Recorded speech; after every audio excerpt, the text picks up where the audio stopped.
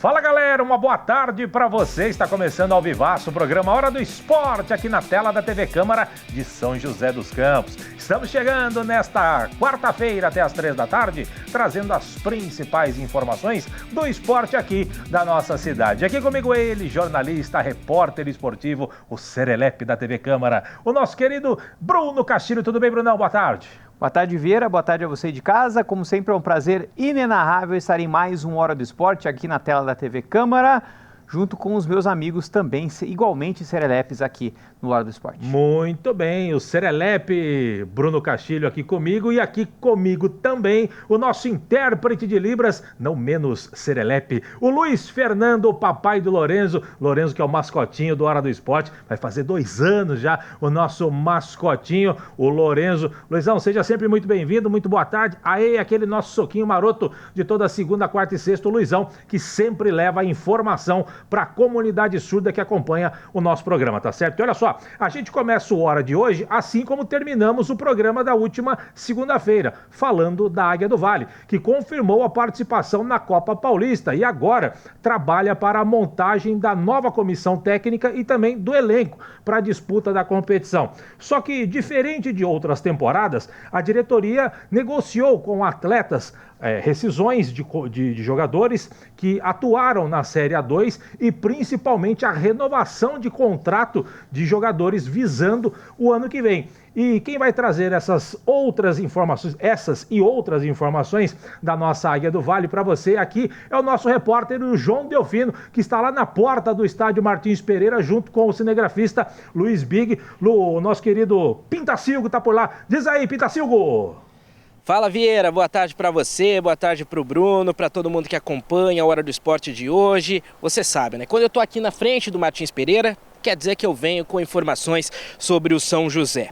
Hoje a gente completa exatos 21 dias sem jogos do São José. 3 semanas da eliminação para o Taubaté na Série A2. E a gente chegou aqui para fazer uma breve retrospectiva de lá para cá, né? O que aconteceu desde então, desde a eliminação.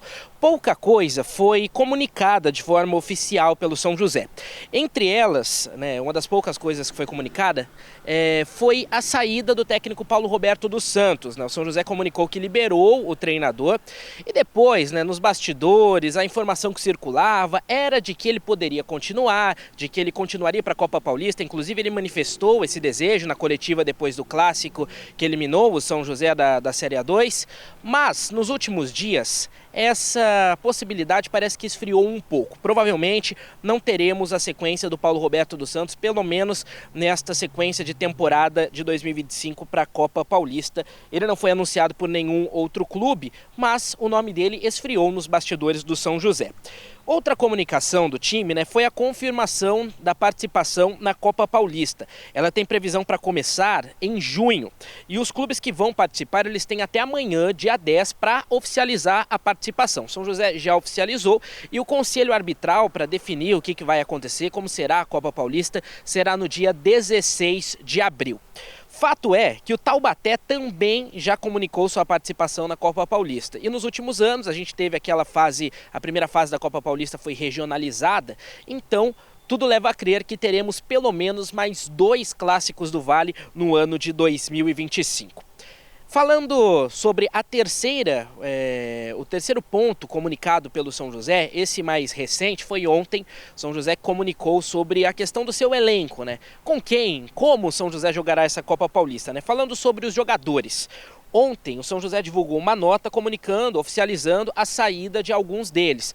Já era esperado, né? Segundo apurações, já dava para saber os jogadores que iriam embora, mas ontem o São José comunicou a saída de alguns. Vamos a eles. O zagueiro Vitão, o meio-campo Bruno Mota, temos também o Bruno Menezes, os goleiros Jefferson Souza e Ariel, o lateral esquerdo César Nunes, o zagueiro Carlão, o volante Alexandre Aruá, o meia Wesley, o volante Pablo, o atacante Fabrício e também os outros atacantes Ezequiel, Lauan e Thiago Rubim. Esses jogadores já não têm mais contrato, alguns já até estão em outros clubes, como é o caso do próprio Ariel, que foi para o URT, o Thiago Rubim também, que já foi anunciado por outro clube. Eles já não fazem mais parte aqui da sequência da temporada do São José.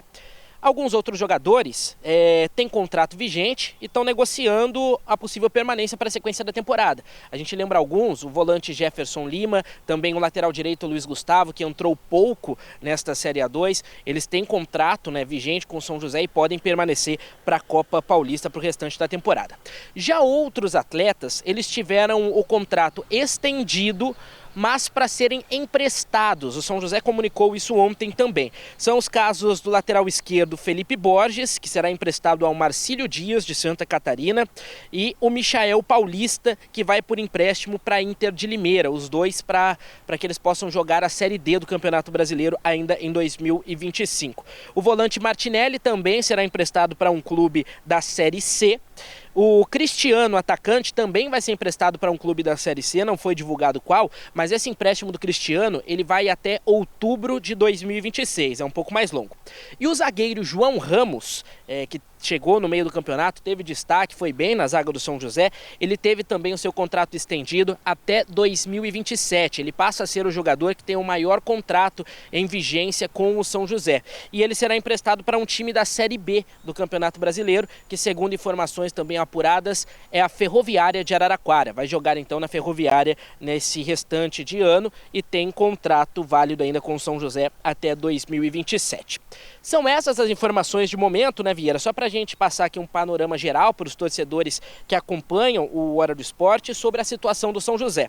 Fato que a situação é ainda muito crua, né? Tem muita coisa para acontecer, tem que chegar técnico, comissão técnica e também jogadores, né? A maior parte do elenco terá que ser reformulada para esse restante de temporada. Então tem muita água para passar por baixo da ponte, né, Vieira, até junho, e a gente segue acompanhando, trazendo as informações do São José até a Copa Paulista.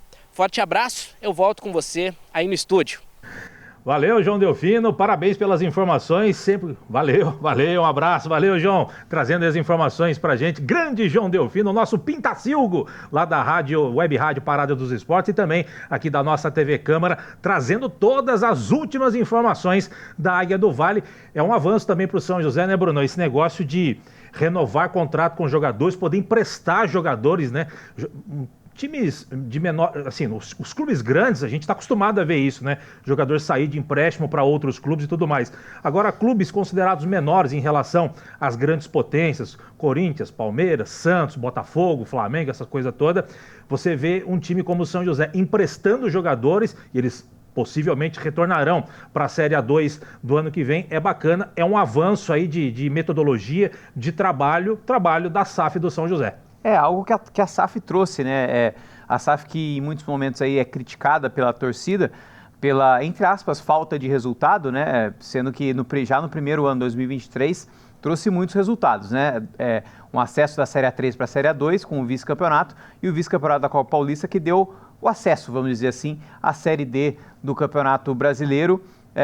Um resultado muito bom, lógico que o São José não iria ganhar todos os campeonatos todos os anos seguidos, né? Mas fez um bom campeonato da Série A2, fez um campeonato mediano da Série D, fez um campeonato mediano para bom nessa Série A2 agora e tem a Copa Paulista no final, no segundo semestre. E o São José acabou estendendo o contrato com jogadores que são peças-chaves, né? O lateral esquerdo, o Felipe, o Martinelli também que se destacou ali, né? Pode até dar mais, acho que não teve tantas oportunidades assim quanto merecia o Martinelli, né? Pode até ter mais oportunidades mais para frente. O Michael Paulista, quando chegou muito bem também. João Ramos, acho que é um dos grandes reforços do São José, um baita zagueiro, apenas 21 anos, chegou, assumiu a titularidade do São José e não deixou por nada, por méritos dele, boa condição técnica do atleta. E entrou numa fria também, né? Porque o zagueiro... A zaga do São José naquele momento estava sendo muito criticada, né? Então ele chegou tendo que se provar, se provou, acabou fazendo uma boa dupla ali com o Vitão. Então é um bom encaminhamento, já pensando também para a Série A2. Pensando agora, para o momento agora, a Copa Paulista, tem que aí sim montar um time praticamente do zero, né? Para poder fazer, mas é o que a gente sempre fala, né? O campeonato da Copa Paulista, ela é um pouquinho mais deficitária, a folha salarial ela tem que ser menor um pouco, ela tende a ser menor um pouco do que o do Campeonato Paulista da Série A2, então o São José vai reformular aí e tentar montar um time com a folha salarial um pouquinho mais baixa, para tentar ir até a final e conseguir de novo uma vaga na Série D ou na Copa do Brasil. E já nesse bolo desse time que vai montar para a Copa Paulista, também arranjar algumas peças para permanecer pensando no Campeonato Paulista da Série A2. Pois é, agora a questão é que fica, né? Treinador que vem para dirigir o São José na Copa Paulista.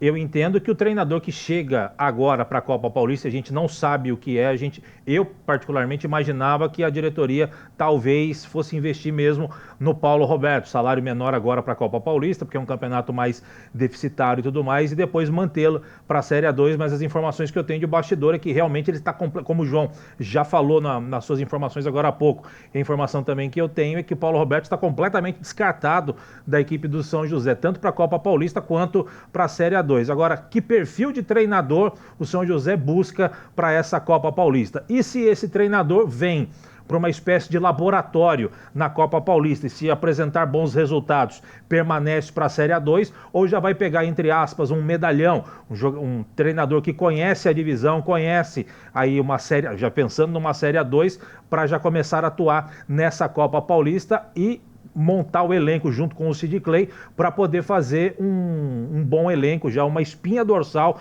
para a Série A2 do ano que vem. O que dá para projetar em cima disso? O grande calcanhar de Aquiles da SAF em toda a sua história até o momento foi a escolha de treinadores, né, do São José. Começou com o Maxandro, que ninguém conhecia, acabou indo muito mal, caiu. Era para entrar o Oliveira, que o Oliveira estava assistindo um jogo que o Maxandro caiu na derrota por Leão Suzano 3-0 no Martins Pereira. Era para ter sido ele e acabou que numa última hora lá chamaram o Ricardo Costa. E o Ricardo Costa aí sim assumiu, levou o São José até o acesso e aí trilhou o caminho que trilhou. E aí 2025 veio o Moacir Júnior, que é a mesma história. Antes disso até o Sérgio Soares. Não, Sérgio Guedes. O Sérgio Guedes, desculpa. Sérgio Guedes, que veio. Todo mundo achou que ia ficar, acabou não ficando também, que seria uma coisa natural, né? Copa Paulista já fica, aliás, Série D do Brasileiro, já fica para a Série A2 para preparar o time para a Série A2, não ficou. Veio o Moacir Júnior, que no mesmo jeito que o Maxandro, desconhecido, ninguém sabia o trabalho mais ou menos como funcionava, acabou caindo no meio do campeonato e veio o Paulo aí, que é super experiente e levou o São José à classificação.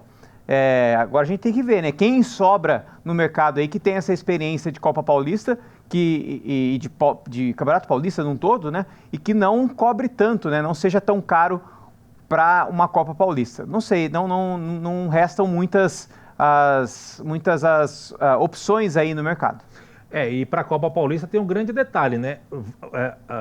Times que serão formados agora praticamente do zero, como o São José, são jogadores que não servem para a Série A do brasileiro, para a Série B, para a Série C, para a Série D, e é o que sobra. É o que sobra, tanto de treinador quanto de atletas. Você precisa começar a formar o time, mês que vem tem que começar a pintar os primeiros nomes, ou seja, treinador a mesma coisa, técnicos que não estão empregados, Série A, Série B, Série C e Série D de brasileiro, é o que vai sobrar e é onde o São José vai ter que apostar para ver o que vai acontecer nessa Copa Paulista. A gente tem que aguardar, agora são só conjecturas, não tem nomes, pelo menos que a gente saiba, nomes concretos de esse pode ser técnico do São José, aquele pode ser o novo goleiro, o novo lateral, o novo volante, enfim, não tem ainda nada, nenhum burburinho, as informações estão bem fechadas e claro, os jogadores estão tentando ainda negociar nas divisões aí nacionais, para depois, se não conseguir alguma coisa, aí começa a buscar clubes como o São José, que vai disputar aí a Copa Paulista. Vamos aguardar e ver como é que se prepara o São José e como será montada essa equipe do São José visando a Copa Paulista, que eu entendo é um campeonato deficitário sim, mas que o São José precisa dar uma atenção importante para essa competição, porque para mim é o caminho mais curto, entre aspas, mais fácil para o São José voltar ao cenário nacional do futebol brasileiro. Você queria falar mais alguma coisa? Não, é isso. Então tá bom. Então vamos torcer pelo São José para que essa montagem seja feita na medida do possível de forma coesa e o São José faça uma boa Copa Paulista e chegue numa final, né, que nem foi em 2023. A gente vai para um rápido intervalo, não sai daí, já voltamos.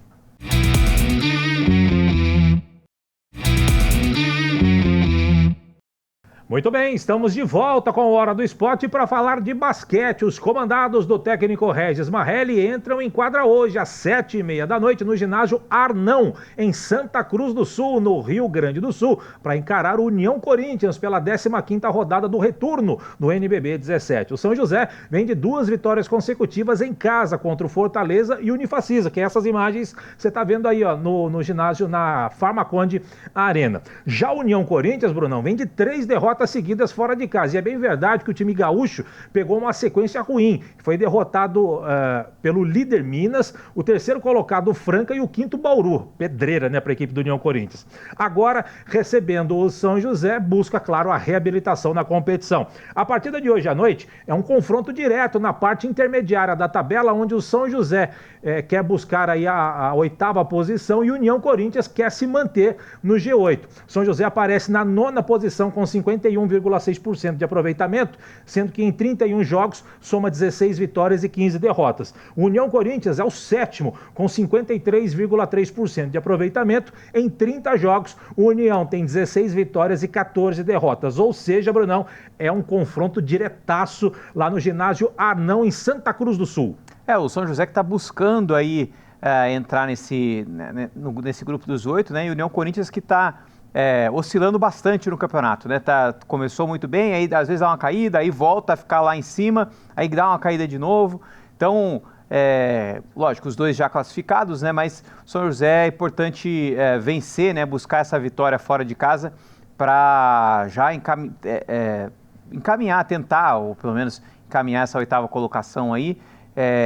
E ir para o playoff com moral, né? Porque já está classificado, se acaba perdendo essas últimas rodadas aí no final do campeonato, pode chegar um pouquinho embaixo. Então é bom vencer para no playoff já chegar com uma certa moral também. E esse União Corinthians que eu venho dizendo aqui no programa, né? Que para mim é uma grata surpresa ter um time aí diferente dos grandes, dos mais badalados, né? Franca, Bauru, o próprio São José, que é uma equipe badalada aí dentro do cenário nacional do basquete, Flamengo e tudo mais. Tem a União Corinthians ali enxuriçando ali na parte de cima. Até pouco tempo atrás estava em quarta, que com essa sequência de 3 derrotas, deu uma caída, foi para 7º lugar. Aliás, coloca pra gente aqui, Matheus, a classificação, que olha só, lá em cima você sabe, né? Minas, Flamengo, Franca, Brasília, 4º lugar. Brasília que fez um campeonato horroroso na temporada passada, hoje está se recuperando, 4º lugar, trabalho do Fúvio. O Fúvio que foi o eterno capitão aqui do São José Basquete, é o diretor de basquete lá do Brasília, fazendo um grande trabalho. 5º lugar, o Bauru, Vasco, 6º, 7º União Corinthians, como eu disse, Pinheiros, São José e Unifacisa. E olha só, confronto direto com o Pinheiros, ó, o São José fica abaixo do Pinheiros. E olha só que detalhe, se o São José vencer a União Corinthians, o São José passa em número de porcentagem União Corinthians, mas vai ficar abaixo por conta do confronto direto com o Pinheiros. Por isso que é importante você vencer, óbvio, é importante você vencer de qualquer forma, mas é importante você fazer saldo de cestas quando você vence uma equipe, para quando no confronto direto, se tiver um empate, você sempre ficar acima. Ou seja, o São José sempre ficará abaixo da equipe do Pinheiros, que é uma equipe que está muito próximo, né? As duas equipes estão próximas em caso de igualdade de pontuação por causa do confronto direto. Ou seja, o confronto direto é muito importante aqui no basquete. Mas, independente disso, o que o São José precisa é vencer o União Corinthians, mesmo sendo na casa deles. Só que, como a gente já falou, vem babando essa equipe do União Corinthians pelo fato de vir com 3 derrotas consecutivas. Vamos aguardar, vamos acompanhar sexta-feira todos os detalhes para você aqui no Hora do Esporte sobre esse São José e Corinthians, União Corinthians, melhor dizendo, e São José lá no ginásio Arnão, 7h30 da noite, tá certo? Do basquete você queria falar algo mais? Isso. Então tá bom. Para a gente fechar esse segundo bloco, Brunão, notícia bacana, ó, a partir do dia 14 até o dia 19 de abril, São José dos Campos recebe o Campeonato Regional Sudeste de Goalball masculino e feminino 2025, que é organizado pela CBDV, que é a Confederação Brasileira de Esportes para Deficientes Visuais, e deve reunir mais de 200 pessoas, entre atletas, comissões técnicas, organização, equipe de arbitragem e também dirigentes. O Regional Sudeste é o segundo principal campeonato da modalidade no Brasil e serve como etapa classificatória para o brasileiro da Série A, além de vagas para a Série B. Você está vendo imagens aí, ó, que foi o torneio do ano passado, justamente lá no SESI. A etapa contará com 18 equipes, entre elas 8 femininas e 10 masculinas, equipas divididas em 2 chaves. Atual campeão, tricampeão, melhor dizendo, do Grande Slam Interclubes disputado em Vancouver, no Canadá, e prestes a embarcar para o Mundial de Clubes 2025 em maio. Na Finlândia, a equipe masculina do Instituto Athlon de São José dos Campos estará muito bem representada. Já a equipe feminina de São José, que é a atual 5ª melhor do Brasil, vai em busca do melhor resultado e a vaga para a Série A na competição nacional. Lembrando a você que a entrada é gratuita para você acompanhar os jogos lá no SESI. O SESI que fica, o SESI de São José dos Campos, fica na Avenida Cidade Jardim, número 4.389, no Bosque dos Eucaliptos. É a oportunidade do pessoal prestigiar um esporte que é bem diferente, é bem bacana e pode não parecer, mas é muito emocionante você ficar torcer em silêncio lá para poder não atrapalhar os atletas, hein, Brunão? E São José dos Campos vai se firmando aí como um polo do goalball, né? Já no final do ano passado recebeu a seleção argentina aqui, eles fizeram um camping de treinamento junto com a moçada do goalball aqui do Instituto Athlon e de novo São José recebendo esse torneio aí, muito bacana, muito legal. E boa sorte para quem for disputar, para o time masculino e para o time feminino também de São José dos Campos. Muito bem, parabéns a todos os envolvidos, Kelvin Bach, Juliano Souza, atletas do São José, masculino e feminino, um trabalho espetacular. A gente vai trazer matéria aqui para você em breve dentro do nosso Hora do Esporte, falando desse evento mais do que bacana. A nata do goalball brasileiro estará presente neste evento, tá certo? A gente vai para o último intervalo do dia, não sai daí, já voltamos com mais informações do esporte aqui da nossa cidade.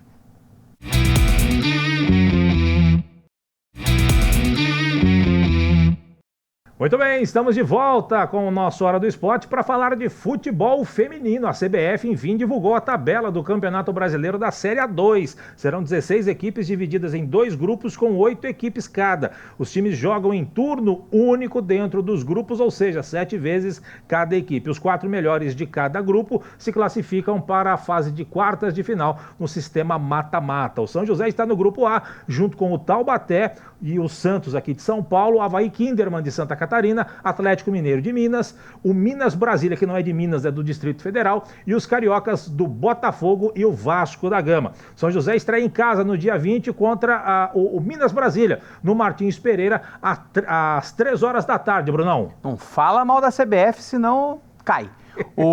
Mas falando agora sério sobre o Campeonato Brasileiro Feminino. Até porque não dá para falar sério da CBF, mas segue. Exato, cuidado, hein? O São José tem mais um desafio aí, né? A gente não sabe muito bem como é que estão as coisas no futebol feminino do São José, né? O São José que não vai disputar o Campeonato Paulista, vai focar suas forças no Campeonato Brasileiro, mas também não tem técnico, não sabe se o Adilson vai ser o técnico e o gerente ao mesmo tempo.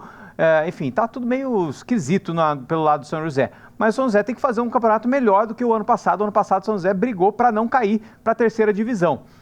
Vamos ver se esse ano aí consegue pelo menos tentar brigar pela classificação num grupo que vai estar bem complicado, né? Que você tem Botafogo, Vasco, Santos e o Taubaté também, que o ano passado o Taubaté brigou aí. Mineiro, né? Só clubes de camisa. Também, até o Minas Brasília também, né? Tem uma tradição aí no futebol feminino. O Taubaté ano passado brigou para classificar, esse ano talvez vá brigar também pelo meio da tabela ali para classificar, ou seja, para o São José, acredito eu, vendo de fora, a gente não sabe muito das notícias, mas vendo de fora, o São José larga um pouquinho mais atrás do que todo mundo. Pois é, vamos dar uma olhadinha aqui nos jogos do São José, a primeira fase, né?